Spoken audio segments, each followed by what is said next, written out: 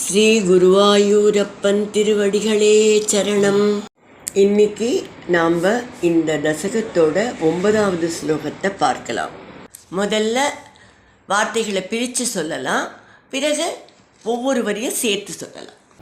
பவத்வபுஸ்பர்ஷன கௌதுகேன பவத்வபுஸ்பர்ஷன கௌதுகேன கராத்கரம் கோபவதூஜனேன करात्करं गोभवधूजनेन नीतस्त्वमाताम्र सरोजमाला नीतस्त्वमाताम्र सरोजमाला व्यालम्बिलोलम्बतुलामलासीः व्यालम्बिलोलम्बतुलामलासीः भवत्वपुस्पर्शन कौतुकेन करात्करं गोपवधूजनेन भवद्वपुस्पर्शन कौतुकेन करात्करं गोपवधूजनेन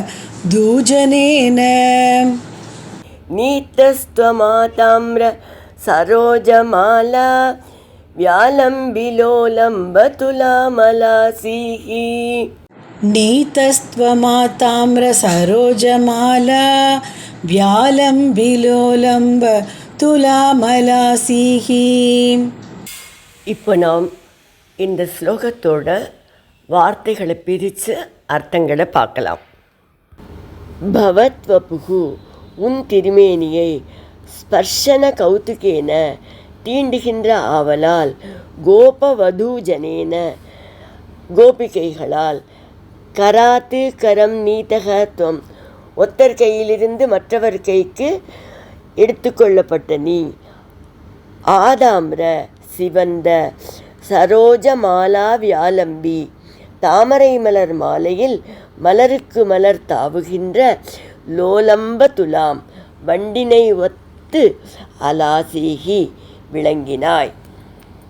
இப்போ இந்த ஸ்லோகத்தை முழுவதுமாக பாராயணம் பண்ணி இதோட முழு அர்த்தத்தையும் பார்க்கலாம். பவத்வபுஸ்பர்ஷன கௌதுகேன கராத்கரம் கோபவதூஜனேன நீதஸ்த்வமாதாம்ர சரோஜமாலா வியாலம்பிலோலம்பதுலாமலாசீஹி. எல்லாரும் கூட்டமாக நந்தகோபரோட வீட்டுக்கு போயிருக்காளா?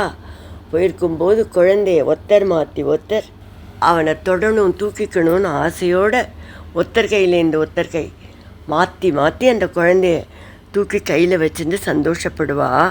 அப்போ எப்படி இருந்தானா கிருஷ்ணன் தெரியுமா? இந்த பெண்களோட கையெல்லாம் அப்படியே ஒரு சிவந்த தாமரைப்பூ மாலையை போல் இருந்துதான். அதில் இருக்கிற ஒரு கருவண்டை போல கிருஷ்ணன் இருந்தான் அப்படின்னு பட்டதிரிகள் சொல்கிறார்.